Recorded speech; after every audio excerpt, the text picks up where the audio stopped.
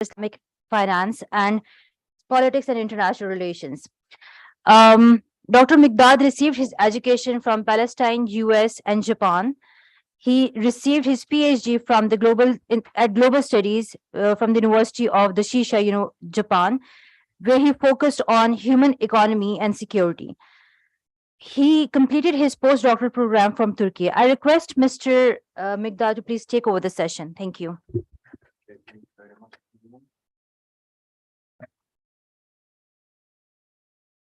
Okay, so we're gonna just stay seated. For those of you who'd like to take the stage for their speech, you are most welcome to do so. Is my voice clear, heard? Tamam. Oops. Okay. Assalamu alaikum wa rahmatullahi wa barakatuh. I'd like to take this opportunity to welcome everybody to this session at SIGA's 4th annual conference of Islamophobia held here at Istanbul Sabahattin Zaim University. So welcome. I'd also like to welcome our guests and speakers here. In this session titled Case Studies of Islamophobia in Indonesia, Turkey, Iran, Pakistan, and Kashmir. Yes, we will be covering most of those cases, not all of them. We're going to look at securitization and refugees and Islamophobia discourse in Iran. Our panelists today are Sister Maryam Azam, who is also an assistant professor of Islamic, an assistant professor in the Department of International Relations at Lahore College for Women. She did her PhD from University of Punjab at Lahore. Her area of interests include security studies, military and counter-military, along with working on counter-violence and extremism. Professor Maryam is going to, we are going to listen to her speaking to us about tracing genealogies, right? The rise of populist religious groups. Okay. Okay, so the rise of populist religious groups in Islamophobia and anti-West rhetoric and an appraisal of okay, so I have the right not to be able to pronounce this. So she will let us know in more detail about this. The way we're going to do this is, inshallah, we'll have about 20 minutes for each of our speakers, and I will introduce each of our speakers, inshallah, along the way. So in 20 minutes, inshallah. Okay. Okay. Bismillah. Where is my presentation? Maryam, would you? Can you just tell me where is my presentation? I think I got it. Allahumma salli ala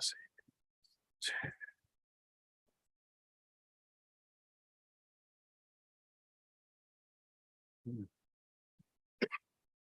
Okay, he's controlling.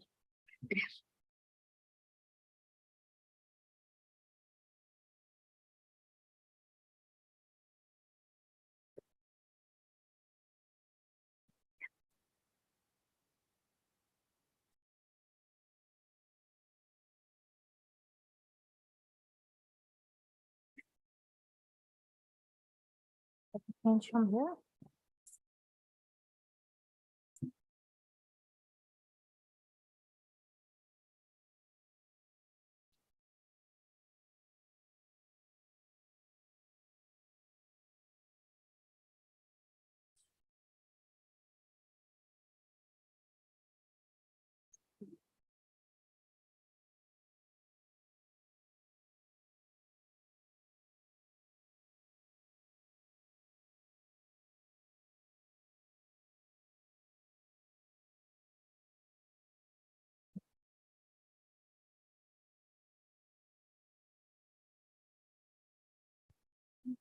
Bismillahirrahmanirrahim. Assalamu alaikum to all.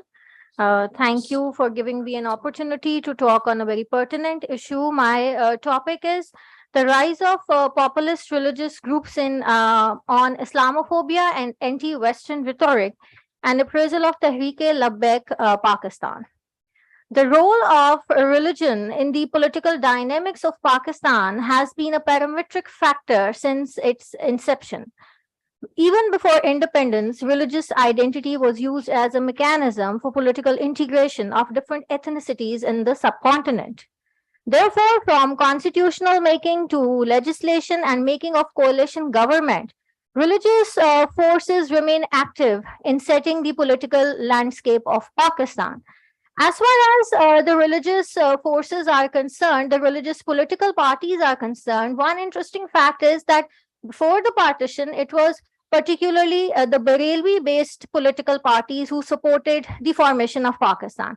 And at that point of time, the Deoband-based political parties, they actually contested that. But after independence, they were also part of the constitutional making process, and they had also, they were able to make influence in the power corridors as well. So in this perspective, the role of Islamic political parties in Pakistan has been instrumental in political socialization and mass mobilization. Along with the inclusion among the political elite, the liaison of religious forces with bureaucracy and the military establishment has led the Islamic political parties to significantly influence the power corridors. Now here, from power corridors, I mean that we have four major elite formations in Pakistan. There's a political elite, military elite, bureaucratic elite, and one significant elite formation is the religious elite. Therefore, religion acts as a central factor in defining states' ideology, and most of the time, political discourse is influenced by such factors. If you just go by the street in Pakistan and you just ask the meaning of Pakistan, so we will be, abruptly we will say La ilaha illallah. So that means that the whole religious discourse and is deeply embedded in the ideology of Pakistan.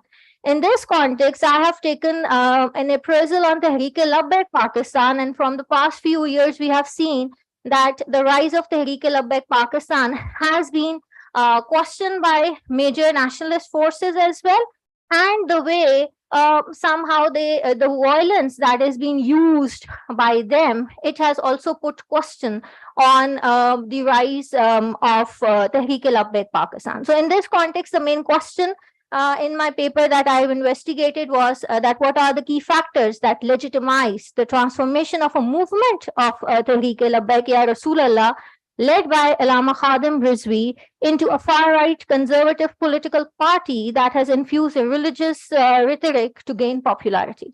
And then that how Islamophobia in the West is actually facilitating such groups indigenously to gain populist support to religious and anti-Western narrative and use it for political maneuvering as observed in the case of TLP in Pakistan. So I have taken a framework of populism to explain the rise and the transformation of TLP as a movement to a political party. So populism can be referred to that policy preferences of a leader in which leader tries to get the support from the population by opposing the elite formations and the associated practices in the society. Economic and political deprivation, along with the call of social equality, are the main factors on the basis of which political leaders connect with the voters. For that reason,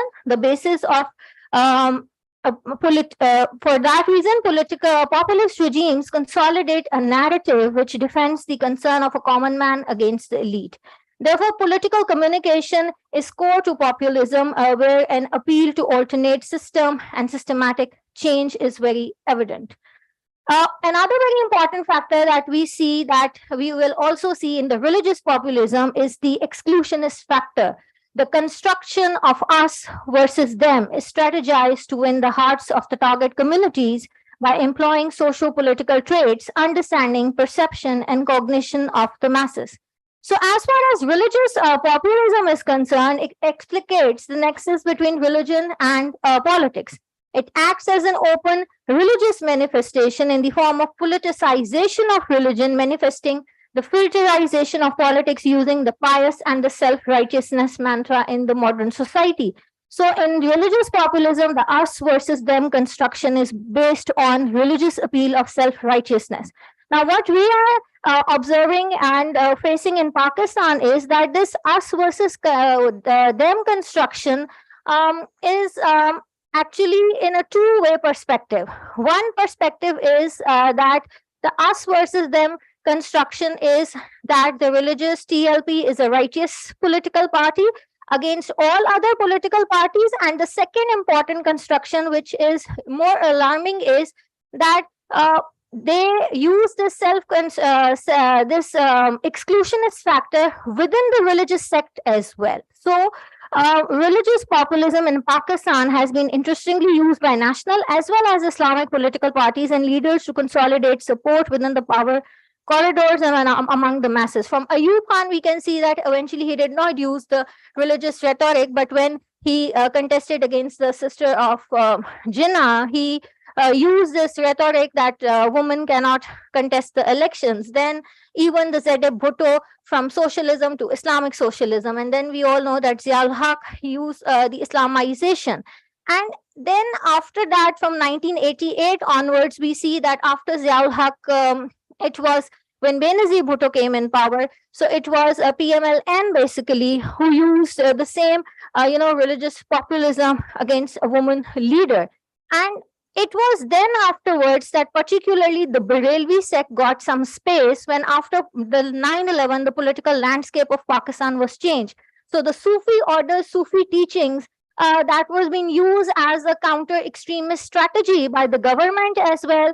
And in that scenario, the Barelvis, they got a space which they were unable to get politically, and as far as the previous years were concerned, because in the times of Ziaul Haq, the Deoband, they were been getting the state patronage, and that is the reason that they were more closer to the power corridors, despite the fact that almost it is 45 to 50% of the population that either observe or respect the Barelvi sect.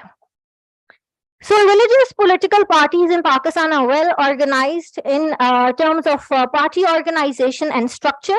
And another character of these political parties is their formation on the lines of particular jurisprudence. Therefore, most of the religious political parties differ in terms of their ideological school of thought and sectarian beliefs. And that is that on that sectarian beliefs, they have a strong networking in the society because on that religious belief, they have opened up many madaris as well. And through that education, they are able to, connect well with the youth. So they have strong street power and leadership following. Most of the religious political parties actually are unable to translate their street power into electoral votes through which they can form a government at the federal level.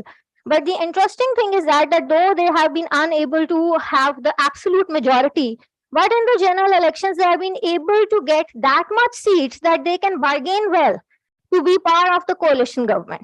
And secondly, they have been able to get support at the provincial government. So from that bargaining, what happens that they are able to get in the federal government, they are able to get representation in the cabinet as well. And in Pakistan, it is very common that we know that there are 3 ministries which they always want to have.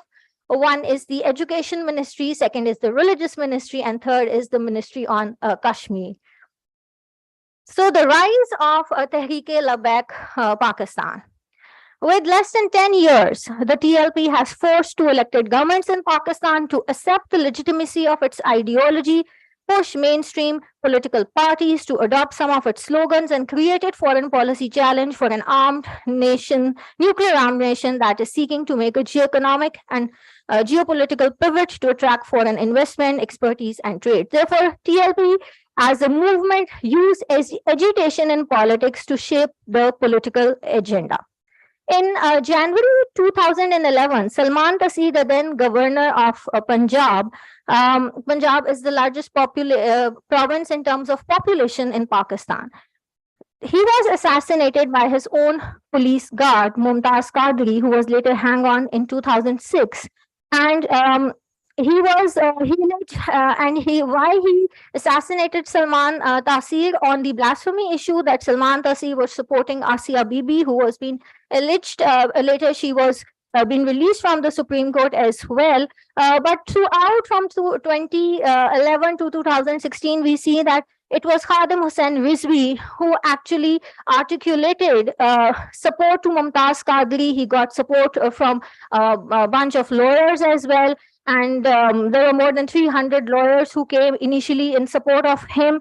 And eventually, this was the time period when he was able to develop political and religious narrative for his own movement as well, and in support of Mumtaz Qadri as well. So there was a transformation of TLP. First, it was movement to free Mumtaz Qadri, and eventually that movement was transformed into Tehreek-e-Labbaik Ya Rasulallah. And then eventually we see that it was in 2018 that they registered themselves as a political party, Tehreek-e-Labbaik Pakistan. And it is not the first time that we see that a movement that has been transformed into the political party. As far as the electoral politics of TLP is concerned, we see that the conversion of TLP from a religious movement to a political religious party, it illustrates the nexus that we have in Pakistan. In 2017, the leader of the Tehreek-e-Labbaik Ya Rasulallah led a long march from Lahore to Islamabad on Khatme-Nabuwat issue, and then he ended up in a Faizabad sit-in. Now, Faizabad is geographically a very important place in Pakistan because it connects the Islamabad and the Rawalpindi. And Islamabad is the capital of Pakistan, and Rawalpindi we have the armed forces headquarters, GHQ. So this was, he was just able to just camouflage the whole two twin cities. And eventually, the protest, they set up camps in Faizabad, and that is how that there was immense pressure on the government as well. And eventually, we see that the armed forces, they also mediated in the whole issue. Then in 2018 general elections, we see that the party fielded around 178 candidates on National Assembly. But before that, the first time they contested the by-elections on NA 124. Now, NA 124 is also a very important seat in Pakistan because it is situated in Lahore, the provincial capital of Punjab, and NA 124 represents the old city of Lahore. So, as far as the family ties are concerned, conviction on the Biradari politics is concerned, that is very evident in NA 124. And another very important thing is that NA 124 was the home to the PMLN leader Nawaz Sharif. He has repeatedly won his seat, and eventually when he was being deseated by the Supreme Court, then the by-elections took place. So that is the reason that this very seat and by-elections were also very important. I did a field work on the day of the election. I will be sharing my narrations just after the slide. Eventually, TLP secured 2.2 million votes in 2018 general elections and emerged as the fifth largest party countrywide. So, as far as Pakistan's Barelvi movement is concerned, we see that now they have street power. They religiously are able to mobilize, and they are also politically active when they register themselves as a political party. Okay, I have time? Okay. So I have given a timeline of TLP protests. I'll just scroll them. From 2017, 2018, we see that there were a number of protests on the issue of blasphemy and on the issue of some election bill, that the word oath was being changed with declaration, and eventually they have agreement with the government, and the minister had also had to resign. So in these whole protests, we see that the TLP was at the advantageous position because eventually they were able that the federal government had to sign a written agreement with them, and they promised and agreed that we will fulfill your demands. Now, this is my fieldwork observation and narrations that I did in the by-elections and then later on in the general elections, mostly in NA 124.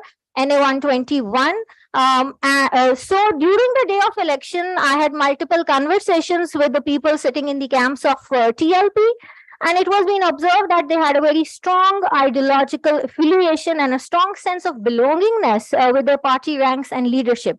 And when I asked about the party manifesto, they repeatedly said that, are you not going to vote for Khatm Nabuwat? Now, this is a probing question for a Muslim, that they are asking me that you're not going to vote for Khatm Nabuwat.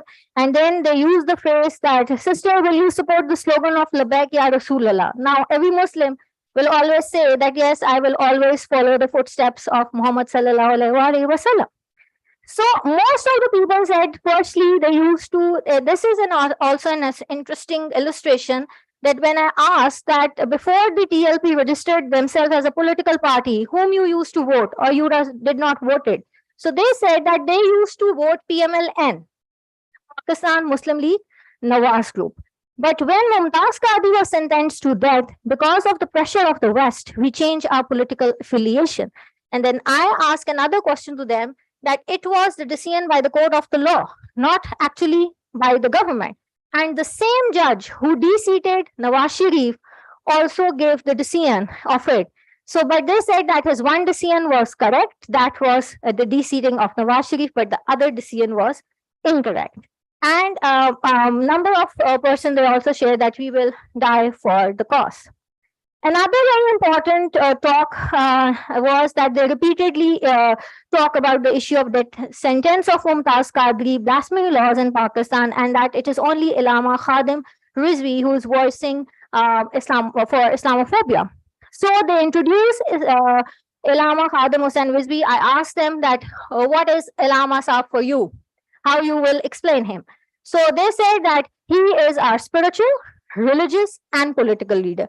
And I just want you to just note the sequence. It was not political, religious, or spiritual leader. It was always spiritual, religious, and political leader. So people have strong association. Okay. So the political behavior, they tend to be very vocal, very outspoken about their policy lines and on major religious issues. Furthermore, they supported street politics, political alignment. Even some of the young people sitting in the camps, they supported that even if, we had to use violence and aggression for a cause, we can use it. Okay, I'm skipping this. Now, the new factor in the proliferation of TLP, that is the internet factor. So I have less time. I'll just scroll down.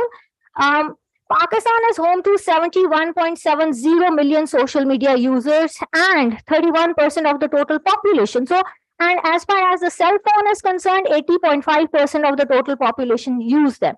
So TLP particularly have managed to develop a strategic communication to reach out the audience. The use of YouTube by TLP, I've shared some of the YouTube channels over here. And they have followings, over thousands of followers they have. Then they use Twitter accounts and TikTok, and every year they launch their party songs as well. Then they have a website, they publish their newsletter as well. And then these are, I have taken 10 speeches of Allama Khadim Hussain Rizvi. He died in 2020, and now his son, Saad Rizvi, is the chairman of TLP. So I just try to make that what different contexts both had. So I'll just conclude that that they use Punjabi and Saraiki language, but as far as Allama Khadim Hussain Rizvi was concerned, he was more harsh, and sometimes he used abusive words against the opponents. But Saad Rizvi also used Punjabi, Urdu, and Saraiki language, but his tone is a little bit is in low profile. Then we see that Allama Khadim Hussain Rizvi repeatedly he talked about in his speeches, in his bayan, about the terrorism inflicted by Western countries. He announced that the government should announce jihad against France and expel the French ambassador. That was the major demand in the protest as well. And then in many bayans, he have explained that why Americans were defeated in Iraq, in Afghanistan, in Syria. And interestingly, he overwhelmingly used the poetry of Iqbal in order to explain his in his speech. And He always say that we have given Shaheed in our movement, and he, in the later part, he has questioned the Medina narrative of Imran Khan as well. On the other hand, the sad reason is he has been more political in his communication rather than religious, and that is the reason that he labeled Imran Khan for not working on the issue of Islamophobia, despite the fact that the Imran Khan was one of the political leaders in Pakistan who actually internationalized the core of Islamophobia. He went to OIC, went to the United Nations. So instead of supporting the government, who was actually calling for a voice against Islamophobia, they actually created problems for that same government. And instead of supporting the call of Islamophobia, they use Islamophobia by the West and the anti-Western rhetoric for their own political purpose rather than any religious purpose. Thank you. I think I made in time. Thank you. Okay, thank you very much, Sister Maryam. We're going to have all our speakers, inshallah, go, and then we'll open the floor for your very difficult questions. We want to challenge those guys. Okay. Mehraj, you're up next. Brother Mehraj is a research fellow here at SIGA, Center for Islam and Global Affairs at Istanbul Sabahattin Zaim University. He is currently pursuing his Islamic education, Ulum al-Sharia, with senior scholars here in Istanbul. His research generally, his research interests are somewhere along the lines of ethics, politics, and theology. Mehraj is going to share with us his main findings about the theme of his paper today, tracing genealogies of Islamophobia, interrogating the imagery of Kashmir in RSS, Texas. 20 minutes, Mehraj. I'll try to make sure I'll finish before that. Assalamu alaikum wa rahmatullahi wa barakatuh. I'm extremely sorry for my bad throat. Talking about this idea of tracing the genealogy of Islamophobia, especially in context of the texts which has been written by the ideologues of RSS, which is the ideological movement behind the current dispensation in India right now, called BJP, which is ruling India right now. So when I talk about this idea, I'm often reminded of this quote, that history is often used for enabling people to know, reclaim, and relive the past, to restore their lost glory. So when you look at the current dispensation, when you look at the texts which has been written by the ideologues of RSS, you tend to trace what has been happening in India, why that has been happening. And that is, I think, which is the most important missing link in terms of the current research which has been done on Islamophobia in India especially. So when I talk about this idea, I talk about three Indias. For me, as a Kashmiri who has lived in Kashmir all his life and who look at India from Kashmir, I look at India in three ways. One India is the India of RSS, BJP, which is an Hindu India, Hindutva India, the idea of Akhand Bharat. The second India is the India of Congress and left, which is allegedly or claimed to be a progressive secular India. And third India is the India of Indian Muslims, because they perceive themselves in a different way, especially in post-1947. So for me, these are three Indias which exist currently in my perception. So when you look at and dissect all these three Indias, you tend to have a larger picture of what is happening in South Asia, especially in India. We all know what has been happening in terms of Islamophobia in India. There is no need to explicate on this or tell you the ground reality of Indian Muslims vis-a-vis Islamophobia in India. So if you look at these pictures, it goes from coronavirus to what has been happening to Muslim minorities in terms of co-vigilantism in India, in terms of the burning of mosques, the demolition of mosques in India. So it depicts the whole picture and the suffering of Indian Muslims, especially by the current dispensation, post-2014. But the story doesn't start here. The story goes way back into almost a century. And also, when we look at how Indian Muslims are being treated, we see certain markers, which is in terms of their identity, their religion, their education. If you look at the middle picture, I'm not sure if you're able to see it correctly, the middle picture is the picture of Jamia Millia Islamia. It's one of the most famous universities in India. And this picture is taken by a student when the armed forces entered the library of the university, because it's seen as a Muslim university in India. The other picture at the corner is a place where Muslims used to pray their Jum'ah.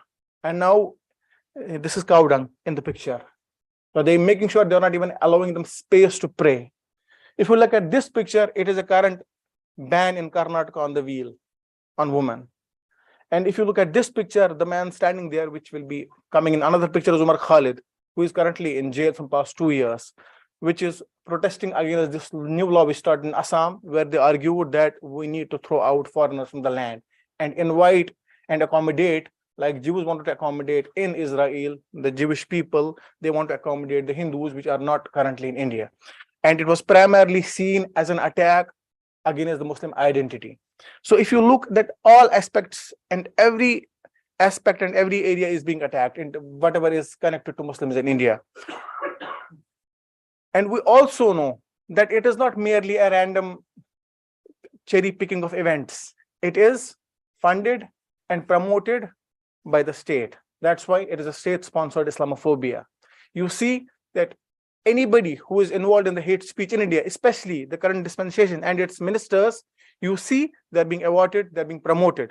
And not only that, individuals and organizations which are involved in these hate crimes, this anti-Muslim propaganda, they are being promoted. The picture at the corner is a guy who shot against Muslim students who were protesting in India in Jamia Islamic University. And then below you will see that this guy has been given protection by the Indian state, the same guy who has shot a bullet against the protesting students in the university.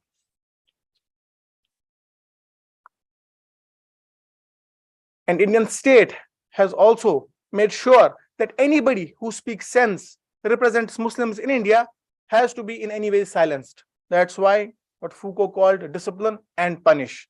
So if you can see at the left corner, it is Sharjeel Imam. He's one of the most known faces and voices of Indian Muslims who have come up when Indian state decided to go for NRC, which is also called CAA, that they will be now redoing this citizenship. They have come with this new citizenship act where they will see who is an Indian and who is not. And the other guy, Umar Khalid, student from JNU, also now in jail.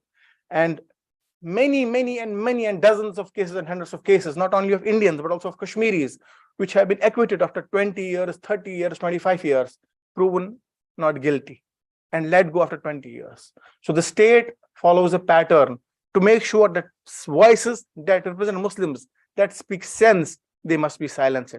So state uses every tool to make sure that there is no representation left for Indian Muslims.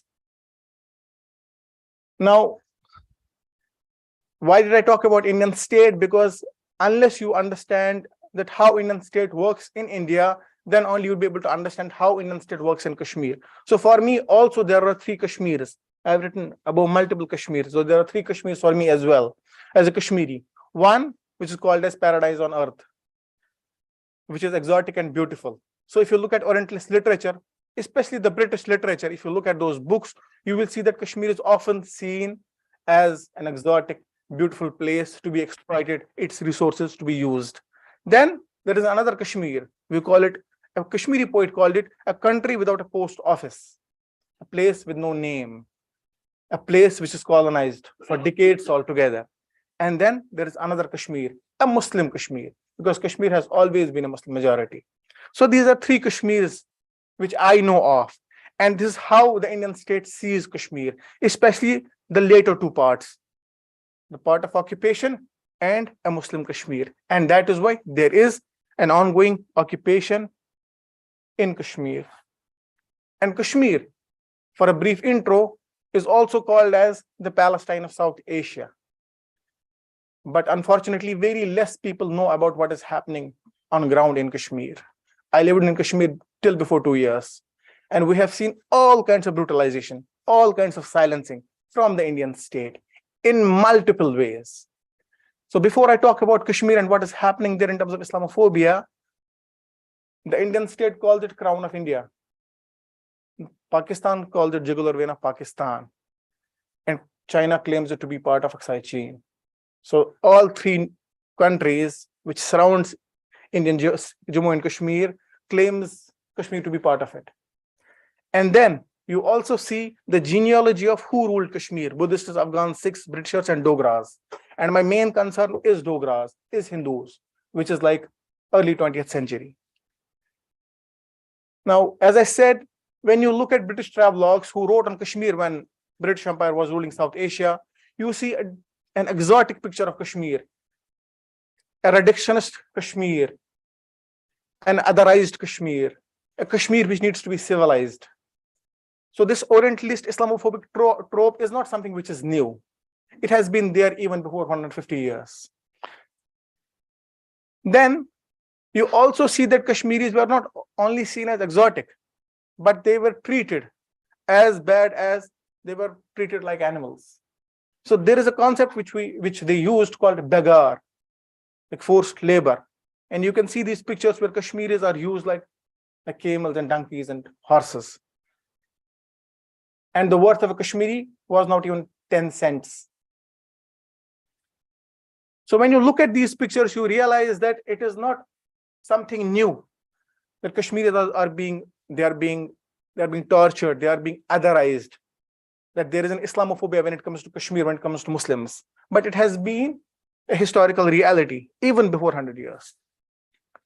And you see, when Britishers shifted their empire, when they left Indian state, they sold Kashmir to a Dogra servant, to a Dogra Hindu, a Hindu Raja. And in Indian rupees, it was 7.5 million rupees. All Kashmiris were sold. And from there starts a different history, a history of a Hindu ruler and Muslim subjects. There is a very famous book written by an Indian scholar, which teaches in Yale. The book is titled Hindu Rule and Muslim Subjects. So now we see a new form of slavery, a new form of Islamophobia, a new form of otherization of Muslims, which is Hindu rule and Muslim subjects. So the picture on the left side, this is the first uprising which started against the Dogra ruler by a Muslim activist in Kashmir in 1931. And 35 people were shot dead just because he gave azan in public while protesting. And not only that, it starts from there, and now it continues to be in 2023 when students in Kashmir are forced to sing Hindu hymns in schools. So it doesn't stop. It starts from somewhere and continues. So this is the picture of Kashmir. But when we come to the Indian state and how Indian state acts and behaves in Kashmir, it comes from a certain history. It comes from a certain ideologues. And these are the pictures of those people who represent the new India, who are the ideological godfathers of the new India. Savarkar, Hadwagar, Golwalkar, and Mukherjee. These are the four people who established RSS, called as Rashtriya Swamak Seva Sangh, or which we call as Vishwa Hindu Parishad. They gave this idea of Akhand Bharat. They said India is not merely a nation state. It is a civilization narrative. It's a civilization narrative that has a metaphysics behind it. And that metaphysics, that political theology, which Carl Schmitt also uses, is creating an understanding in India, has created an understanding in India that there used to be an Akhand Bharat. An Akhand Bharat which is not restricted to only Kashmir, till Kashmir, not only to conquer Kashmir, to keep Kashmir under the boundaries of India, but Pakistan, but Bhutan, but Nepal, but Bangladesh also. So when you talk about Carl, because I'm using Carl Schmitt somehow in a way that Carl Schmitt talks about this the idea of political theology, and he also argues that how to create an enemy and how to create this divide of us versus them. He argues that the enemy is the one who is seen outside of us. And this is that us, those Muslims who are, those Hindus who are us, and the political collectivity which is outside of us, the Indian Muslims. So this is how exactly, when you look at the texts which have been written by RSS ideologues, they see themselves as us, and they see Muslims, whether those in India or in Kashmir, as the other. And this is the foundation on which the political theology of Indian state is based on. So if you look at, this is a few lines from the books of one of the main ideologues of RSS. If you look at these texts, only the yellow part, you see that he is leaning towards a distinct identity of Indian state, of Indian people, that there is a distinct idea of Hindu-ness, that there is an idea called as chosen people, because they were very much also inspired by Nazis. So they see themselves as the chosen people, and they see the Indian state and the Indian land as the land of the chosen people. That is why they see everybody as an outsider. They see everybody as outside the fold of that Hindutva, that Hindu nation, that Akhand Bharat. And in the same line, they saw Kashmir always, because Kashmir was given a special status vis-a-vis 370. They had their own laws, their own rights. Nobody could buy land in Kashmir. They always saw Kashmir as the ultimate goal of achieving this idea of ultimate nationhood. And that is why you will see that they were very much perturbed always. They were always in this pursuit of conquering Kashmir. And when Article 370 was revoked, you see that people celebrated on streets in India that now the idea of Akhand Bharat is complete, or we are one step ahead towards the idea of Akhand Bharat. Same ways, if you look at Golwalkar and his text, you again see this idea of exclusivism, us versus them. You always see this idea of Akhand Bharat. You always see this idea of assimilating Kashmir into the vision of Akhand Bharat. You always see that there is an epistemic foregrounding of otherization, that there is this idea that Muslims being a part of India is an ontological impossibility. They cannot be part of India.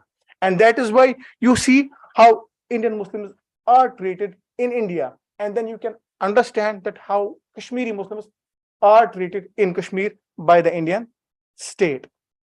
So I just wanted to skip all this.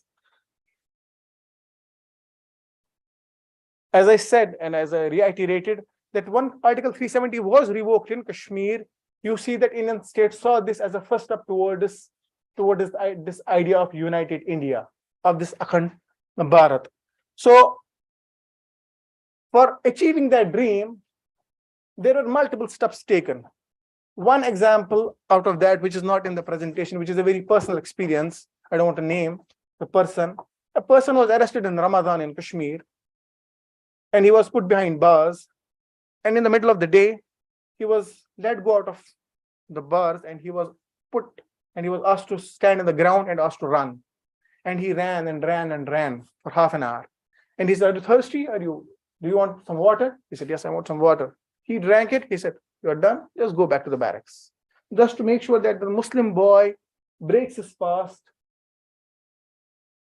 is how Islamophobia works in Kashmir. Islamophobia is not theoretical, it is practical, and it is also very diverse. It adjusts itself in different ways, in different situations. And this is something which is the reality of almost every Kashmiri. If you meet any Kashmiri in Kashmir, he will tell you how he has been persecuted in one or the other way. Every family, not a single family in Kashmir, will make sure that if you meet them, if you talk to them, they will tell you that there has been a moment of persecution, of otherization, of torture, of brutality being committed against them just because they are a Muslim Kashmiri. And this Islamophobia not only works in that ways, it now manifests in many ways. One way is to close the mosques. So one of our major mosques in Kashmir closed for 30 weeks. The students not allowed to go to universities.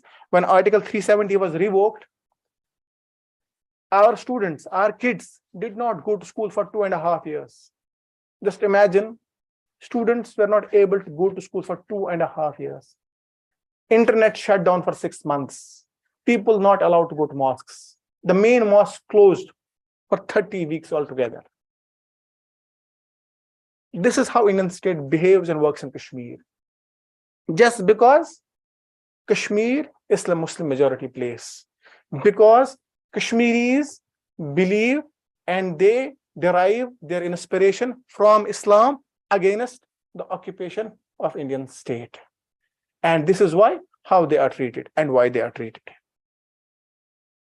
And when Article 370 was revoked, and when we look at the texts of Gowalkar, of Savarkar, and look at their texts, and you see how they see Kashmir, how they see Indian Muslims, and then you see the current chief of RSS. Now look at what he says in his recent statement. In the Kashmiri Hindus who left Kashmir, they are being asked, settle in a way you don't get uprooted again. Because you know there is a new political planning being implemented in Kashmir, and that is settled colonialism. And how there are colonies being built for Kashmiri Hindus, how after Article 370, Indian Hindus are asked to invest in Kashmir, build colonies for them, give them jobs, so that this process of settler colonialism takes place in Kashmir. So to conclude, I'm really sorry for rushing this, but for me as a Muslim and as a Kashmiri, when I look at Islamophobia, for me Islamophobia is not merely a phobia of a particular religion, especially Islam, or its existence, or its appearance in the public sphere. For me, it is indeed the phobia of a transcendental metaphysical worldview that challenges the hegemony of any ideology that is grounded in fascism, secular nationalism, or authoritarianism. So for me, this is where I come from.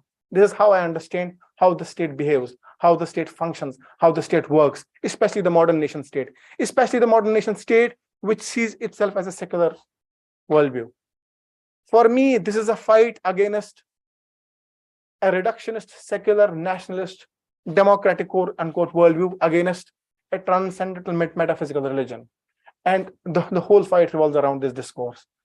Thank you so much for listening to me. Jazakumullah khair. Assalamu alaikum. Thank you very much, Mehraj. That was very interesting and enlightening. Okay, now with our third speaker, Brother Muhammad.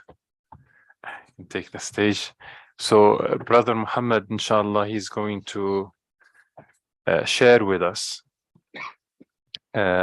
his findings about fabricating a spiral of Islamophobia through the Kashmiri issue. Critical discourse analysis on 2 Bollywood films. Muhammad, he concluded his secondary and higher education at North Dam College in Dhaka. He graduated top of basically his class, entering into his undergraduate education, where he concluded his undergraduate studies in mass communication and journalism at the University of Dhaka. Brother Muhammad, in 20 minutes, inshallah, we will listen to what you have to share with us. Can you help me?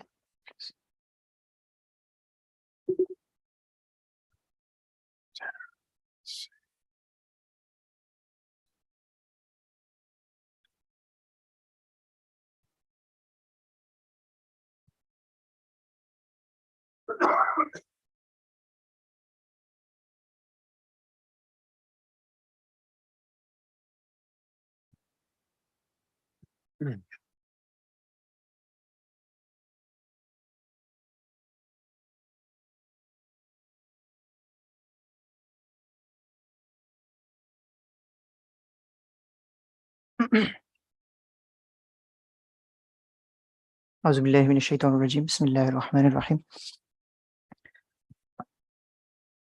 Thank you, honorable guests and the organizers, for welcoming me here to present my analysis. And I will discuss about a topic like about the Islamophobic contents, like in Bollywood films, and those Bollywood films are especially based on Kashmir, and there is a so-called exodus of Kashmiri Pandits from the Kashmiri area, Indian Kashmir, Jammu and Kashmir. And you see the films names, the Kashmiri Files and the Mudda 370 Jammu and Kashmir. I have analyzed two films, but maybe there will be some lackings, because film analysis is much it's a great and bigger scenario, right? Like if a sound and a dot in a cinema and a film can be bigger, meaningful to every person. So let's start the films. First, I will just mention the film study, film discourse, film text, how these film of text is being created and will be injected and will be penetrated through films. If you go back, if we go back to the Indian history or Indian history of Bollywood, that at the onset of Bollywood, there are many art films, and the films are used to present the coexistence, the peaceful India, the peaceful Kashmir.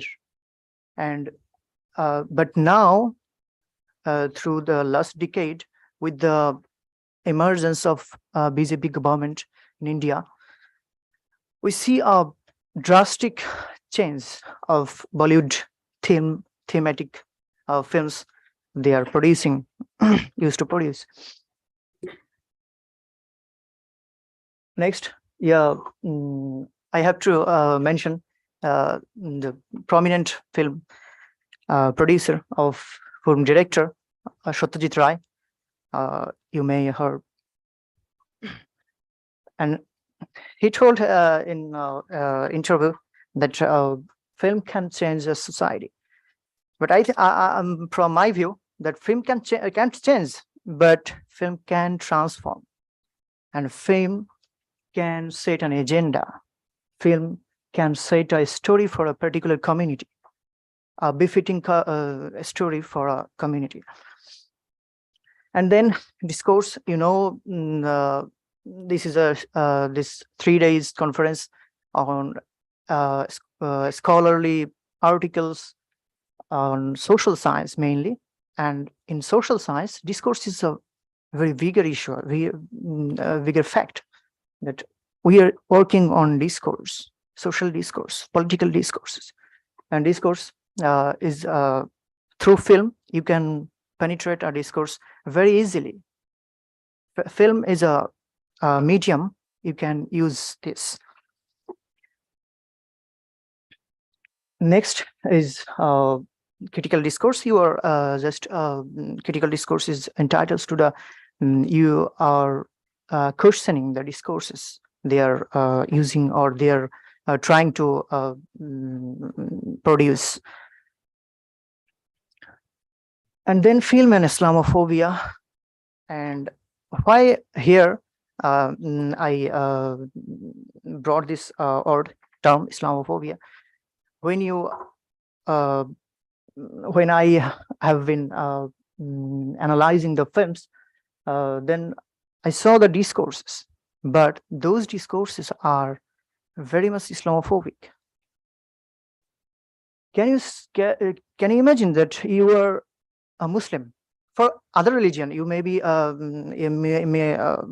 you are from other religion, but when you were a religious person, or you were a person or with holding a religion, but you were facing the films, or you were watching a film, a series, a drama, and there the main characters, they in terms of appearance, in terms of dressing, in terms of dialogues, they are same to you. But you were encountering that after some time, that person similar to you, he is dividing a pregnant woman by a sawmill saw. It's unimaginable. We can't imagine this. And throughout these films, two films, they are showing these items, these contents, and they are trying to penetrate a discourse that in Kashmir, in Indian subcontinent, Muslims, they came as oppressor, they came as assaulter, they came as intruder. And this is the main discourse they are trying to promote.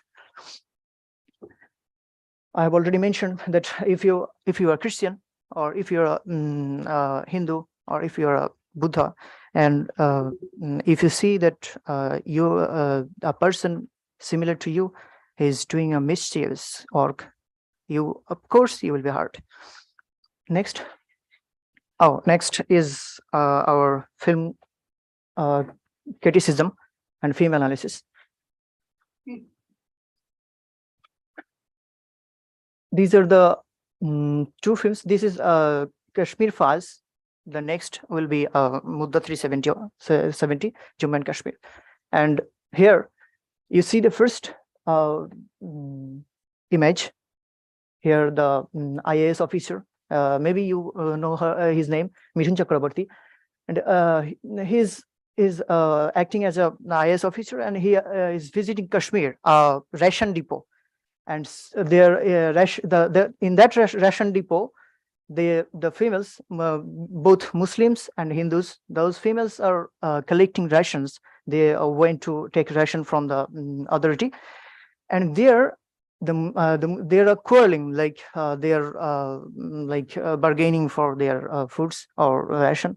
And the Muslim community, Muslim females, they are telling the IAS officer that Hindus are kafirs, we are not supposed to give them food. And this is the first. And by this, they are telling like that, we Muslims, we are not supposed to give others any type of food. And next is like, he's a madrasa teacher, and you see he's bearded, and also the cap on our head, his head, and he's proposing this Hindu woman. She has a child also. She just asked the madrasa teacher to admit her child to the madrasa. And that time, that Muslim teacher, he proposed that if you marry me, then I will take your child's burden, or your child's caring. This is the second image where we are analyzing from the Kashmir fields. And next, third one from the Mudda 370 Jammu and Kashmir cinema. And there, that girl, like a female, and this is the Muslim terrorist. They imaged him as a terrorist. He's like Burhan Wani. Maybe Kashmiri people, they may maybe introduced. So then this Burhan Wani, some years or a couple of years ago, Burhan Wani proposed this girl, and that time he has the job. And now he is the leader. Burhan Wani is the leader of the terrorist party of that area, Kashmir. And now he told the Nur Jahan, the female, and the woman Nur Jahan, to marry him, and told that I am the leader of the terrorist party, and I have money now. Now, hearing this, the female, she spit on him, and then Burhan Wani told Nur Jahan that I will rape you with, I will rape you, and I will give you to my fellow terrorist friends for it. And this is the third image. Actually, this is the themes are very critical, and it's hurting me also. This fourth image is from Kashmir Files.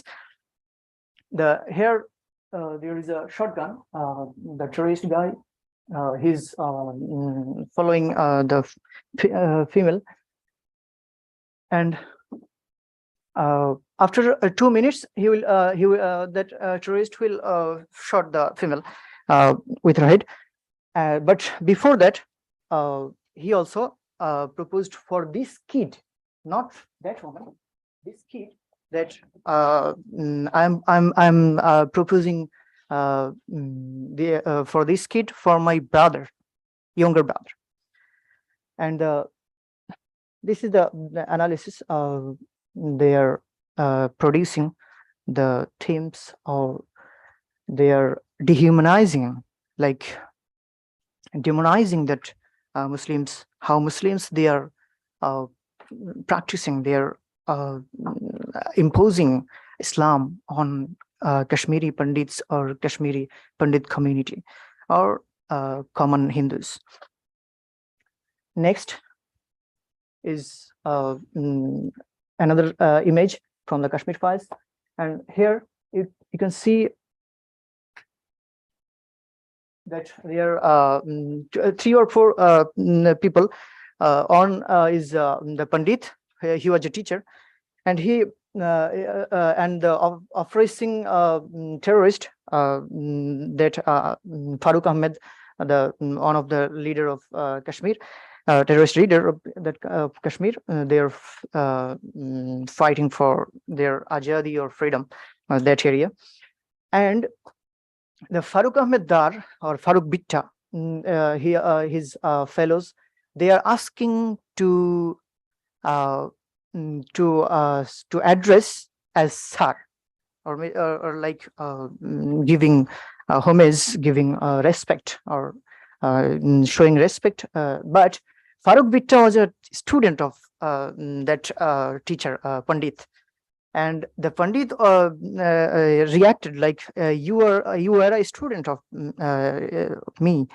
Why I am supposed to say you sir? And that time Farooq Bitta hit him. And the second one is from Mudda 370, Jammu and Kashmir cinema, and that Burhan Wani, when Burhan Wani was attacked in a home, in a remote home, then Burhan Wani called his boss, and first that Burhan Wani started with salam, and that time this Muslim boss told, put aside your salam, start with that the problem you are calling for.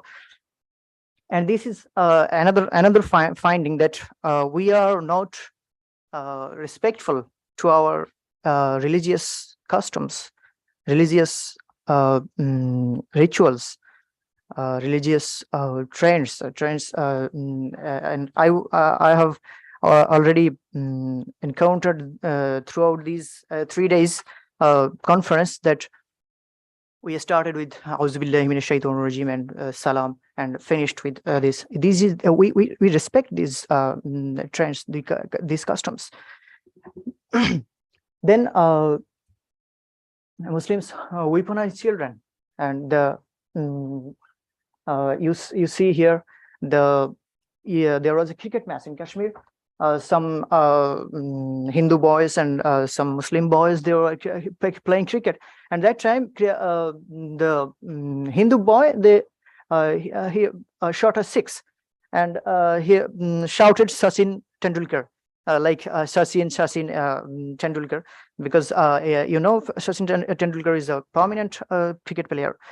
And that time, when Muslim boys, they heard this Sachin, the Shiva Hindu boy, he was shouting Sachin, and then they collectively hit him.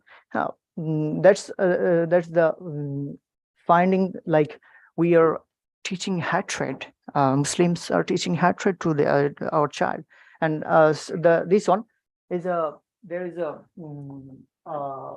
magazine, and this is the IS officer Dharma, and this kid he was shouting like Al Safa Batadafa. Al Safa, the name of the magazine, and Batadafa means Pandits, you should exile, you should exit Kashmir. And this is also, we are making a part, the Muslims are making a part that our child, Muslim's child, with the hatred, with the and next is the also I have mentioned that Shiva's mother. That time Shiva was with her mother and went to school. And when Shiva with her mother, with his mother went to school, he noticed like Ralib Galib Chalib. Maybe Kashmiri friends, they are acquainted this term. Like Ralib Galib Chalib means be Muslim or die or exit. And this is the we are Muslims. They are teaching their they are like hanging the notice the like they're posting these hatred in schools also. It's hard. It's very much like sad, very much sad. And then the Imam in Mudda 370 cinema, the Imam of the mosque, he was ordering the other Muslims that you should make weapons. You should make weapons and deliver it to reach it to child, females, everyone who can fight with the Hindus. And the next is a unique idea. Like in many films or many novels, many novelists, they used this mechanism, like a side character in a film, an abnormal person who will pronounce some terms, and in film, these side characters who these terms like hit much to a great extent to the audience. This is the unique and most recent technique of filming. And here, this is Mudda 370 Jammu and Kashmir cinema. Here the Muslim guy with cap and Punjabi with the long dress and bearded. When this Hindu female, somehow she's abnormal, but I don't pronounce this word. This female, when she watch or see someone bearded, she starts shouting, and like she starts shouting that these people are not good. These people are not good. They frequently she tell this, and also tell the other surrounding people.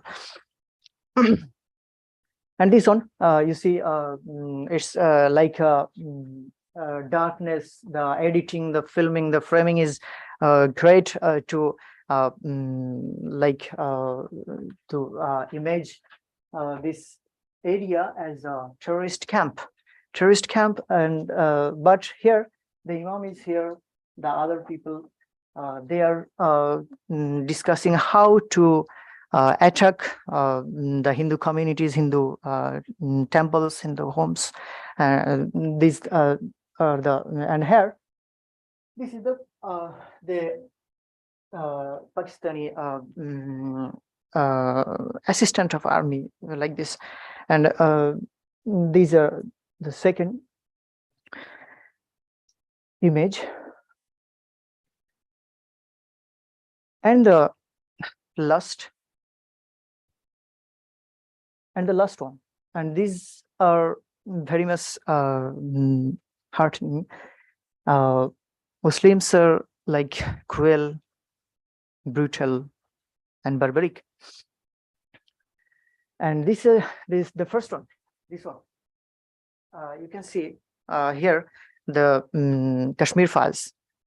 The Muslims or Muslim community, they're in a camp attack. They are dividing a pregnant woman with sawmill saws. And the second one is from Muddha 370 film. And here the Hindu father, he's trying to protect the girl, his daughter, and the attacker here is a Muslim with cap, with long dress. And these are the portrayals of the cinemas of Muslims. And these are the portrayals. Actually, these portrayals are happening the recent years, but there are many films based on Kashmir, many films based on Kashmir. 1 minute. Okay, thank you. Many films, Shikara and other films, those are very problematic. And you know, you know that the Kashmir Files, this cinema is banned already in many countries. But those are somehow successful cinema films in India and also in the other worlds. And Prime Minister Narendra Modi, he suggested and he declared that in his National Assembly that you should watch this the Kashmir Files film. And if we go back to Kashmir history, that this terminology, this discourse, when the Kashmir was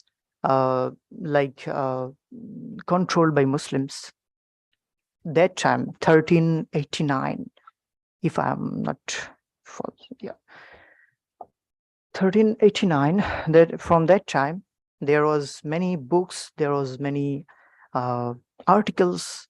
They are trying to promote this, that Muslims are assaulter and Muslims are intruder in this area. And that's why we are counter hitting them. Like Mehraj, he also showed you like how Indians or how Hindus, they are protected by a state, and they're hitting Muslims, that area. And they the film industry also, Bollywood film industry also is not like silent. They are also working in terms of regarding the terminology regarding the discourse. And next is a question: would you like to be a Muslim like this, in the cinema? Of course, we are not like this. Never. Of course. Thank you so much for your patience. Thank you. Salam. Okay. Thank you very much, Ustaz Muhammad. for this, for what you have shared with us. Okay, guys, you have a question? Okay, I'm going to open for question and answer. Please, yani, we're missing 2 of our panelists, so we do have extra time. I give the speakers a little bit more time than scheduled. Okay, let's start with brother in the back there with a few. Please state your name, affiliation, so let us speak. Okay. Yes. My name is Dr. Taha Qureshi. I'm a lecturer in criminology at the University of Salford in Manchester, the UK. I think the question that you posed at the end actually is a really interesting question. And it's a question that anti-racist scholars have been asking for over 100 years. You know, so Du Bois 100 years ago asked, what does it feel like to be a problem? And it's a really provocative question. James Baldwin, 50 years later, reimagined the question and said to, asked rhetorically to a white audience, would you like to be black in America? If you don't see, if you're underplaying the issue of racism, would you like to be black? Could you live one day as a black person? And of course the answer is no, because people know the truth of racism. And I think it's also the case here. So would you like to be a Muslim like this? Of course, we know what the answer to that question is. And I think that's very revealing. So I think it's a really interesting avenue for further exploration and research in that. The other question I just got for both the brothers here, the question is about the relationship between, I guess more for your paper, is just about the BJP relationship with these media organizations that are producing these films. Can you sort of see the official hand in determining the sort of stories, the narratives, and the devices that are used to portray Muslims in the way that you described here today? Thank you. Okay, if you can take down your question, I'll give you this paper. You have your pen? Are we taking the questions first or? Let's take a few questions and then give Questions. answers. Let's go with the brother. Yes, you have the mic. This is Kaji Muhammad Jamshid. I'm doing masters here. Maryam, can you give me a pen, please? My question is to, there are 2 questions. One is to Ms. Maryam, Dr. Maryam. Yeah. In a methodological sense, I see there are a lot of things you have done.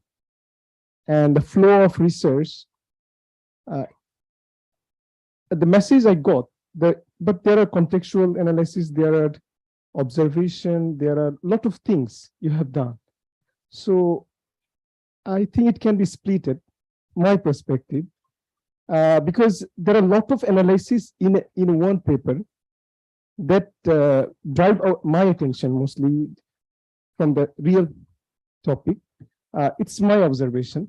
So how, it's not a question, basically, the observation. And perhaps you have the explanation. And the observation or comments to the brothers. I'm an assistant professor in University of Dhaka, Bangladesh as well, without PhD, because to be an associate, we need PhD. So what I see, I'm an assistant professor, but I cannot talk against India. Whatever India means, what the BJP or what the Indian government is doing. Even we cannot criticize the media like Kashmir files and other things, but we feel that we should. So it's not only the state factor, only the Kashmir, BJP and India. Even sometimes as a Muslim with a neighboring country, being an assistant professor, I cannot say against the anything, because I have the job of the government. So we have 2 things. One is the individual factors. It's a sociological, anthropological analysis, what I see, and also the psychological analysis of the people, not only the Muslims in India, but also Muslims in Bangladesh. who are aware of the Islamic rituals and other things, and in the sentiment we carry on. Another thing is the state sponsorship, the doctor, and we should picturize how it can be. Those are the funded, those are promoted. We know the motive, but the way they are creating a picture to the whole world, or at least the Indian in Muslim India, the Hindu is in, because it is growing. It's growing. There are a lot of films. I see a lot of Tamil films, and I see the villains are now last 2-3 years are Muslim. They're projecting Muslims as a villain in Tamil films, Telugu films, where the Muslims are not that majority. It's a minority group. So it's like a total scenario they are creating for Muslims, for India and for Bangladesh as well. Okay, thank you very much. I guess we see the comment here, and hopefully we can have a response. Sister, I'm going to take one more question. And Assalamu alaikum. I am Hajra Amjad, and I came from Pakistan. So I wanted to pose the question for Mehraj here. So Mehraj, Savarkar was an atheist, but yet he founded. He's a founder of the modern Hindu nationalism in India. So, and forgive me if you've already addressed this question because I came late in the room. So what are the counter narratives that are going on in the India inside, and especially how do these two ideologies of atheism and of the Hindutva are playing in the Indian field? And secondly, generally, I think that the social networking sites, they're very mediocre and they reward mediocrity. So I came across these comments, and since I'm Pakistani, I'm not an Indian, and I'm not living there, so I really don't know the conditions there. So there was this guy, he commented that the Hindu temples are taxed in India while Muslim mosques are exempted there, and the Waqf board can lay their claims on any property there. So I really don't know how to answer that because I really don't know the conditions there. But how do you see all of these comments and all of these claims, especially in the Indian context? Thank you. okay, thank you very much. Let's start with Dr. Maryam. One very, very, very simple question I'm going to start with. TLP, linguistically, just explain what that is. I caught up. Yeah, and I guess I have the main idea, but linguistically, what that means, and It is in a little bit more depth. Yeah, It is a movement, Yes. And it registered itself as a political party. Those who voice for the respect of Prophet Muhammad sallallahu alaihi wasallam, and their major, manifesto includes to see the blasphemy laws in Pakistan. And they have emerged with the passage of time that I explained that it was first a movement, and Allama Khadim Hussain Rizvi was first a spiritual leader, and he has, different followers. And then eventually he leaded this movement, and then he registered himself as a political party. Okay, thank you. Can I respond to him Yes, as of well? course, yes. Take your time. Actually, the work on TLP, we don't have much work on TLP. So I just focused on two things. One was when I visited the election campaign and the day of election. And the other was that I took and I listened the speeches of Allama Khadim Hussain Rizvi and the Saad Rizvi. So actually, I had conversations on the day of elections, in the by-elections, and in the day of general elections. And the next thing was because I don't have already available literature over there, so I take out the context from the speeches. And I did not attended there any procession because there was no woman, and I did not feel secure to go over there. So I just believe that I got the speeches from the YouTube because they also have a YouTube channel and sometimes they put it on live. So I thought to get the material from there. Thank you. Brother Muhammad. Yes. Sorry. First of all, Dr. Fahad, right? Yeah, maybe yes or not.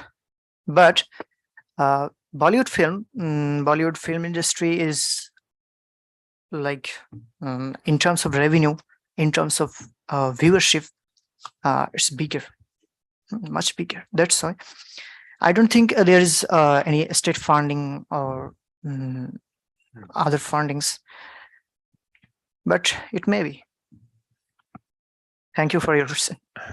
Mehraj, you wanna? Yeah, I just want to comment on that. I think Fahad, if you look at, for example, the most, if you, for example, look at, it's working? Okay. I think if you look at NDTV, if you're following NDTV, you know that is one of the most vocal voices against the current regime and has been a bit progressive liberal voice in the Indian state. You see it has now, you know, everybody has left NDTV because it has been bought by Adani recently. And it is going to be another mouthpiece of the Indian state in coming months. So without doubt, even in Kashmir or even in across India, you see that media has become a mouthpiece of Indian state. And I think the worst media ever, if you see, does exist in India right now. And every media house which challenged the narrative of the current dispensation has been in certain ways silenced. Not even the media houses, even the activists. For example, there's a very famous Indian activist called Gautam Navlakha. He was in jail for quite a while. There are Kashmiri activists, human rights activists, a very famous name called Khurram Parvez. He's in jail for the past 1.5 years. Students, researchers, any voice which questions the narrative of the Indian state is silenced. Not only even the media houses. Look at the bulldozer politics which is being done now in Indian state. Look at voices which have questioned the way Indian state is doing what they are doing. You see, there's a very famous Indian Muslim young girl who's an activist whose father was very vocal in terms of what was Indian state was doing in UP. That their house was demolished in a day without any notice, and that's what's exactly happening right now in Kashmir. While I'm talking to you, that the houses of Kashmiris are being bulldozed. The newspapers in Kashmir have absolutely become the voice, like the mouthpiece of Indian state.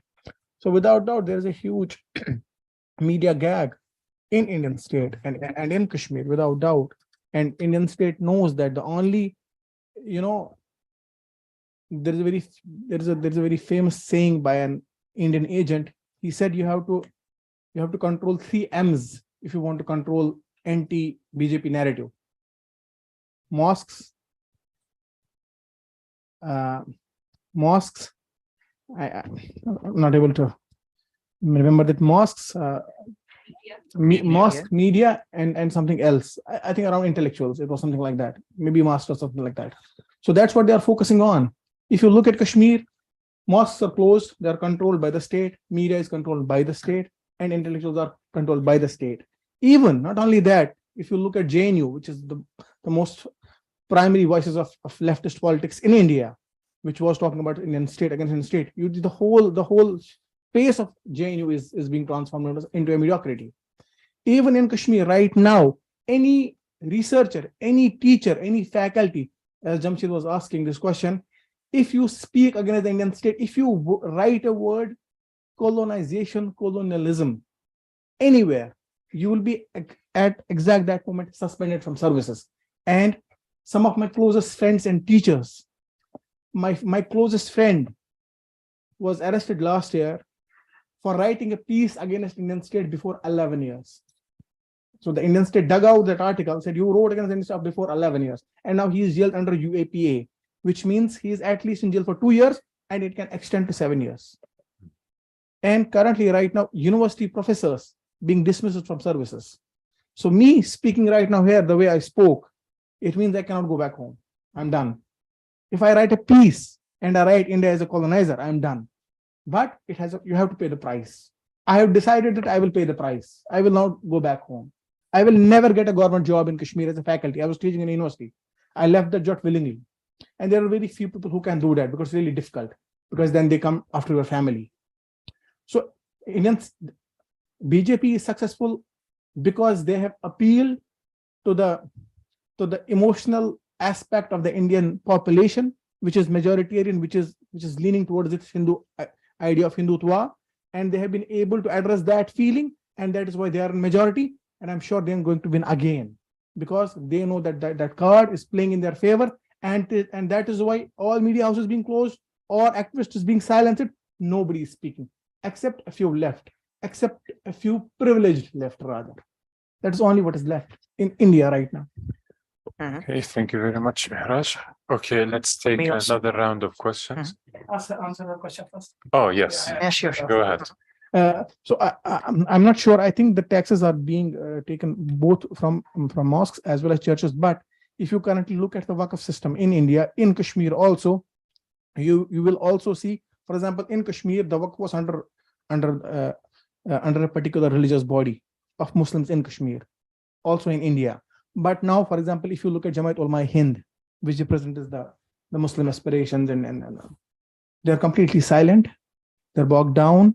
In Kashmir, the whole Waqf has been the power, the authority, the maintenance, the money which comes from the Waqf properties, all are being directed towards the state now. Before that, it was under a particular religious body. Now, they have all the powers have been taken away from them. It has been given to the state authorities, and howsoever they want to use them, they use them. And exactly same is happening in the Indian state. If you see new mosques, every week you will see a news that this mosque was a temple before 500 years. So they start demolishing it. Recently, I was just looking at a video last week that they, rockets, the fireworks, they put fireworks in front of a mosque and they start burning it, the rockets, the fireworks, so that they could somehow lit up the mosque. There are also protests a couple of months before they almost dismantled the mosque. So it is not about that they're not taxed, they're demolished. Every day a new mosque is being claimed to be a temple. And unfortunately, I have been just this comment, which I feel is very, very important for me as a Kashmiri. As a Kashmiri, when I was in Kashmir, I always looked at Indian Muslims and I always wondered, there are 200 million people. And they have no voice right now. They have no voice, they have no representation.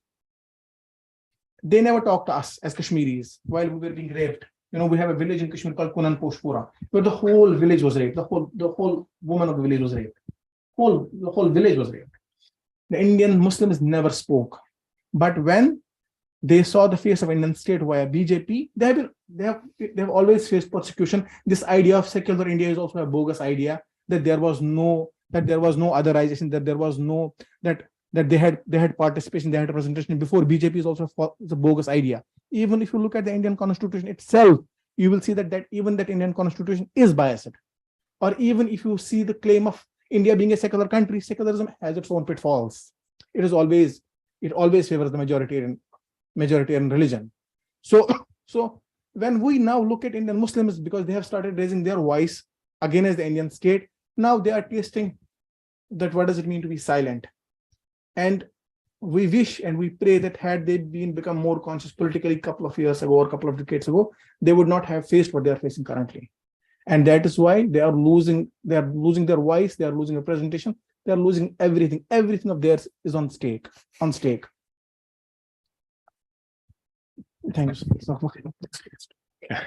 Okay, thank you very much.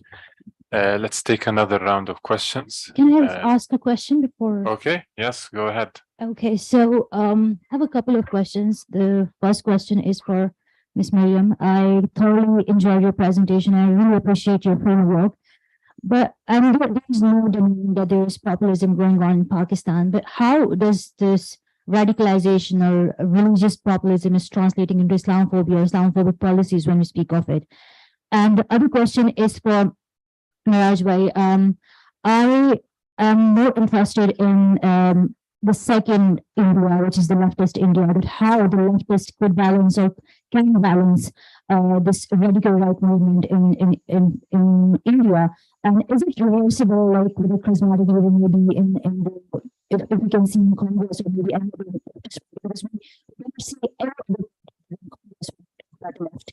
So how do you see the leftist parties, and is there any chance that we can resolve these things? Sorry. Okay, let's take a question from Dr. Azam, and then the young lady in the back. So I'm interested in the kind of Ulama Council of India, especially people like Maulana Madani. To what extent, Mehraj, do you believe that if you do at all, that they help to perpetuate the myth of a secular and liberal India?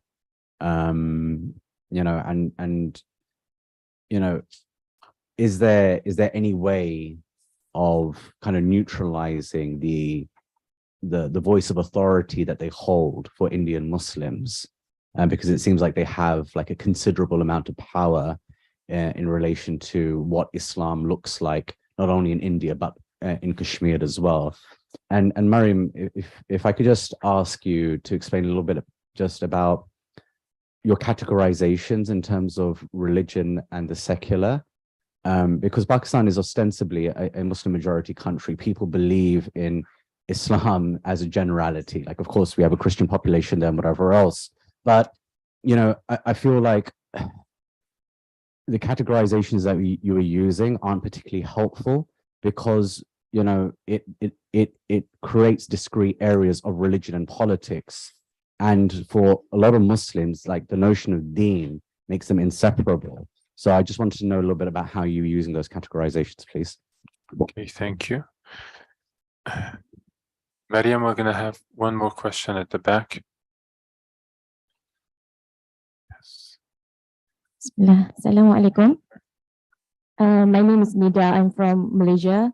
I'm currently a student from Cambridge Muslim College. So I would like to ask the questions for Brother Mehraj, right? Okay, Brother Mehraj, it's a very fascinating presentation. Okay, so I really like your conclusion, right? Okay, when you relate Islamophobia with something that is really deep-seated prejudice, from across the world. All right, so my background is the psychology. Okay, so I just want to see how you relate Islamophobia as a result of modern subjectivism that happens from the West, and then how it inflates to India or Pakistan. India is it. Okay, thank you very much. Let's start with Mehraj. Okay, go ahead. 3 questions, right? Yeah. You need to remember your questions. So, coming to Maryam. So my problem again, I don't know whether it's a problem or whether I come from this which was actually my conclusion. I see myself as a Muslim. My episteme is Islamic. I cannot see beyond Islamism. So sometimes people argue that you should leave Islam and then argue, which I cannot do. So as a Muslim living in Kashmir and dealt with the Indian state as an occupier, and also have seen the face and phases of Indian left. So I have had many conversations with Arundhati Roy when she used to visit Kashmir. So we have had a very close interactions with the left. Even people from JNU used to come to, because I was the vice president of Kashmir University Student Union for a very long time. So they used to come visit us, have arguments with us, wanted to convince us on certain points. But we always see that as a sham, because they wanted us to talk to them on their terms, and we wanted to talk to them on our terms, because we saw ourselves suffering because we were Muslims and Kashmiris. We are not only Kashmiris. So when it comes to left, if you critically look at left beyond the slogans, and when you sit with them, you see when it comes to certain questions, they start getting uncomfortable, and they start showing certain phases and certain faces, which tells you that there is a, in Urdu we call it qawl or fa'l matazad, that in saying and in doing there's a clash. Even Arundhati is the face of leftism in India. Even if you talk to her in person and you start having deeper conversation with her, you will see that they stop at certain point. For example, they are not ready to hear anything about Islam. They say, okay, yeah, you need azadi. We don't have any problem with. For example, I'm talking in terms of Kashmir, but don't talk about Pakistan. Don't talk about Islam. So they have certain parameters they have set for themselves. But when it comes to us, they don't want us to be in certain parameters. This is what exactly happened when CAA protests happened in India, NRC CAA protests when this new Citizenship Act came. So I was there in India, in Delhi that time. So there is this famous university in India called Jamia Millia Islamia University. So the whole protest was revolving around that area, and there's an area called Shaheen Bagh. So if you know Sharjeel Imam, and I would highly recommend you to listen to his speeches. He is an amazing person. I don't want to go more into detail. I've had certain conversations with him also. The left, when they came to show solidarity to our Indian Muslims, in Shaheen Bagh, in Jamia Millia, they were telling them, don't shout La ilaha illallah. Don't shout Islam Zindabad. Don't shout we are Muslims, that's why we're being persecuted. Say we are Indian citizens and Indian state has certain problems with us, certain reservations with us. But don't come up with Muslim slogans, Islamic slogans. So they started asking them, let us sing certain songs which are nationalistic, which gives us a single platform to be in. So this is what Sharjeel Imam also realized. And that is why if you look at his speeches, he tells the people, he informs the people in Shaheen Bagh that if leftists are coming, tell them when we come to your protests, we say the same slogans what you say. Now, if you are in our protests, you say the same slogans because you also know, we also know that we are being persecuted only because we are Muslims, not because of something else. So leftists have also certain limitations, and they will never come out of those certain realizations. And there's a lot of bogus ideas which they're very, very shallow narrative being put forward that we are this. But when you sit with them, you will realize. And that is why if you seriously follow Rahul Gandhi's rallies and the rallies of Aam Aadmi Party's Kejriwal, you see when it comes to Ram Mandir, you see how they started, like, wo dorte kaise chale gaye, how they started like raising slogans and go to Mandir and say, no, this is a big step. And even what has happened in Kashmir and done by BJP in Kashmir, it will never be reversed, even if Congress comes into power. It is the work done by BJP. So Congress is happy. It is just because Congress is playing a rhetoric, no, this is wrong, this is not done. But when they will come to power, they'll say, okay, this has been done, our work is half done. So it has different phases. So I don't think so. Yeah, but maybe it would be better for Indian Muslims or Indian state or Indian country in general if left comes into power or if Congress comes back into power. But as I see Indian state right now, I don't see any hope for Congress coming into power, even if Kejriwal and Congress joins hands. I don't see that happening. Coming to Asim Bhai's question. Asim Bhai's question is very interesting, and this is what also my interest is, because when I was as an activist, as a student, as somebody who believes more in experiencing things and in knowing things and in talking to people than writing, and my articulation is not that good, I'm sorry for that, but I've been following this a lot. So Indian Jamiat Ulama Hind and the Madani, if you also look at what happened post this Citizenship Act, you will see that a lot of conscious Indian Muslims who see themselves as Muslims first, you see that they were extremely upset the way Madani, the way Jamiat Ulama Hind, even the way Jamaat Islami Hind behaved, how Indian state was playing with Indian Muslims, and they became puppets of the Indian state in normalizing what was being done. Their role was to make Indian Muslims conscious, see what has happened to us, because I remember Allama Iqbal, how Allama Iqbal said, when Allama Iqbal talked about this idea that I wish I could, the older Madani, the Madani of 1930s, he wanted to address and tell him that your idea of nation state is a bogus idea. So this is the replica of the same Madani. And Jamaat Ulama Hind, if you look at, so there are pockets of people. If you look at their recent convention, they recently did a convention, like I think a week before I heard that convention, no mention of anything. They said we should be peaceful, we should be plural. So they, again, as you rightly beautifully said, they are orchestrating, they are becoming the face of that bogus secularism, which was never there. And unfortunately, instead of informing people that what has happened to us because of certain reasons, they are selling this bogus secular idea to Indian Muslim population, which is very detrimental, because Indian Muslims, as a Kashmiri, this is for the first time in my life. I'm 34. This is for the first time in my life I have seen Indian Muslims talking about Islam being a Muslim and Indian state is an oppressive regime. Before that, you could see Parliament attack happened, and Indian Muslims on the day of Eid, put black ribbons on the sheep's on the day of Qurbani. That we are showing solidarity to the Indian state because parliament attack happened. Now on the Eid day, we will wear black ribbons, and the goats we will like sacrifice, they will wear black ribbons, showing solidarity to the Indian state. Indian Muslims have never left a single opportunity to tell Indian state that we are secular, we are pro-India, we are with you, whatever you do in Kashmir, whatever you do with anybody. And that is the price they are paying right for. But there is a consciousness, there is a political understanding, you can see that there are Indian Muslims who are realizing that now, and we hope inshallah it will become a new movement. And inshallah we hope that more voices will come up and they will challenge the authority of Jamaat Ulama Hind and Jamaat Islami, which they are doing, but not at that pace, because ultimately it's a 70-year-old organization. So it will take time, and we hope that it will come into fruition, inshallah, and it will challenge that narrative. Jazakumullah khair. Thank you, Mehraj. Last question. Last question in a minute, please.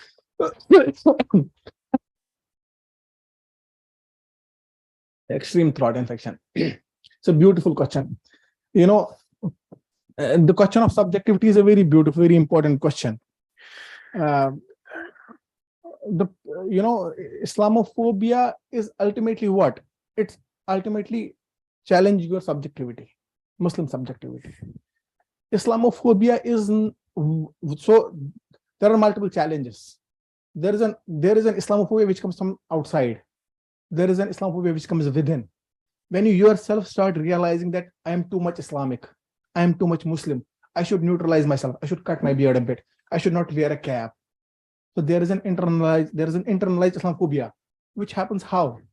Which happens when your subjectivity is tamed by the outside forces, whether that force is a force of liberalism, whether that force is the force of secularism, whether that force is the force of being a progressive liberal Muslim, which a lot of people don't see any problem in. But what does it ultimately do? It actually challenges and questions your subjectivity.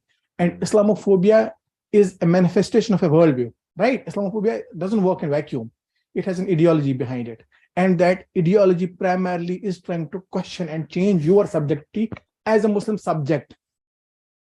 So I think fighting these demons within and outside is the biggest challenge of Muslims right now. Even living in a Muslim country, I sometimes feel like, no, I should not wear a cap. I should not dress like a Muslim. What is it? It is an internalized phobia manifesting in different ways. So I think that the Nabi Alayhi said, Al-Qayyidu man dana nafsahu, that a wise person is the one who understands what is happening to him within. So the process starts from within.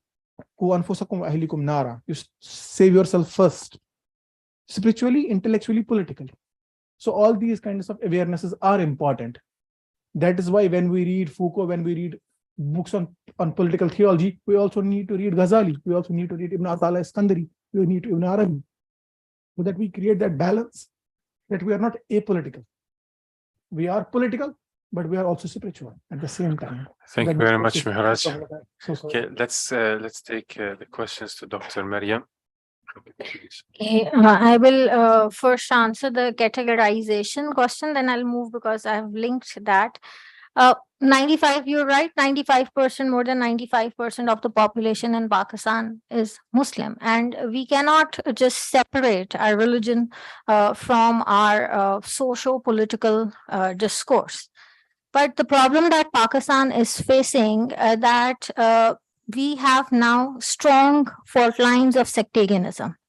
And that strong lines of sectarianism eventually creates a very complex puzzle that when you label other as not being so religious or Islamic. And when we talk about the political discourse, so the 1973 Constitution, the 1973 Constitution was being enacted, and it was in the time of Z.A. Bhutto, Pakistan's People Party, which was not being labeled as an Islamic political party. And even that Constitution is still working with several amendments. So even every political party in Pakistan, because of the fact that majority are Muslims and we cannot separate, no political party actually really talks about secularism and even the national political parties, like, for example, PTI. Now you see that the whole narrative building and strategic communication of Imran Khan is based on what he has took a stance on Islamophobia and then on the Riyasat-e-Medina. So that is that he has also included this factor. Then similarly, we see that the other political parties, they have also been using the same religious rhetoric. But the problem with some religious political parties is that they are they are more sectarian, and they use that sectarian narrative which actually divides the society instead of integrating them on a religious diaspora. And secondly, as far as the Maryam's question is concerned, I think that the radicalization, how these radical forces actually, one is the same, I would include here as well, that Islamophobia is not just, there is an internal phobia, there's an internal dissent as well when you label the other religion, other sect as infidel. So the rise of Barelvi movement or the rise of the Deobandi movement, where they label each other, that is also a problem in Pakistan, because eventually this labeling is increasing hatred towards each other, and that is increasing dissent in the society, and that is increasing religious prejudice in the society. So that is the reason that on one hand, we see that the Islamophobia by the West, it is being used for political purpose by some groups like TLP. And on the other hand, when they develop this and when they get that street support, strong street support, then they try to manipulate these sectarian fault lines as well. And eventually, overall, the hatred towards the other, theology, it increases. And eventually, we see a more divided society in terms of religion. Thank you. Okay, thank you very much. Brother Muhammad, last comments. Yeah, I have something to say, to share with you, actually. There is also the narratives they are producing by films. Also in Bangladesh, we are noticing these narratives are very strong. They are being strong time to time. And in our history books, also in our textbooks, in our primary schools, they have already changed the curriculum, like the religious text, already they've vanished this. Also in history books, who conquered India or who praised Islam to India subcontinent, they already termed that person Muhammad bin Qasim, and also Muhammad bin Bakhtiar Khalji. They also coined him as a assaulter, as an intruder to Bangladesh, to Hindu community, and they changed by converting Hindu communities. They changed by intercommunal marriage to increase Muslim community. And these are the narratives they are trying to promote by films, by books also.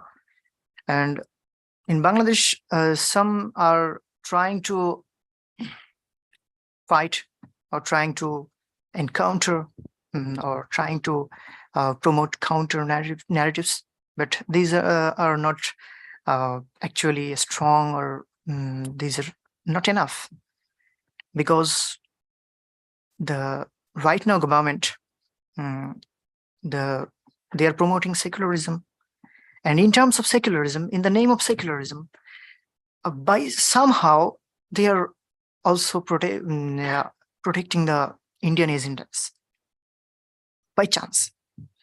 Maybe they are aware of that fact, maybe not. And that the fact also in the films, in the Kashmir films 2022, there was a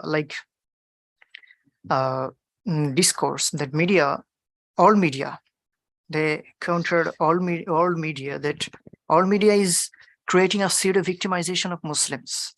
Like in Kashmir, Muslims are not attacked. They are not victim. But when all media, foreign media come to Kashmir, they bribe them. They give 500 rupees for an interview, and they like set the camera, set the frame as like they are victims. Muslims are victims, or the Hindus are attackers. And also in these films, there was a journalist that he was telling that, what can I do? I am also a Hindu journalist, but I can't do anything. And this is the foreign media. And they also promoting this narrative with that films, those films like Kashmir Files or Muntasir 370, Jammu and Kashmir. And this is the scenario.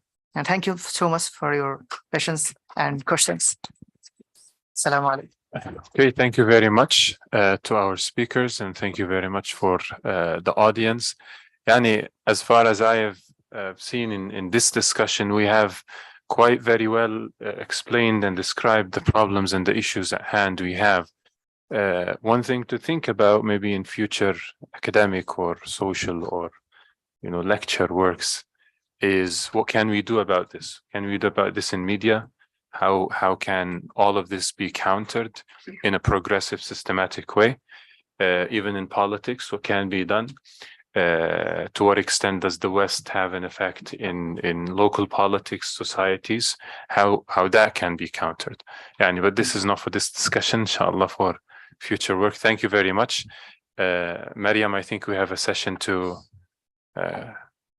say thank you to our guests. I am requesting Mr. Azam Qureshi to please come forward and present the shields to our presenters and the moderator. Simon. Mr. Mehraj.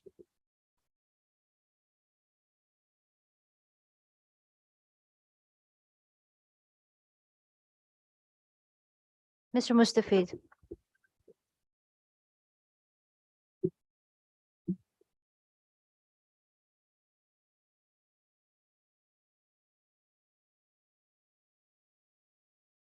Miss Maryam Azam.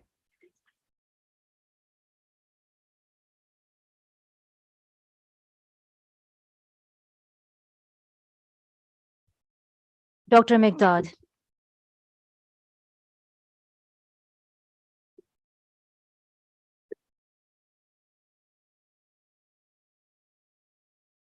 Thank you so much, Mr. Azam Qureshi. I request you all to please join us again on 1:30 in the same rooms. For now, you can take your coupons from the registration desk for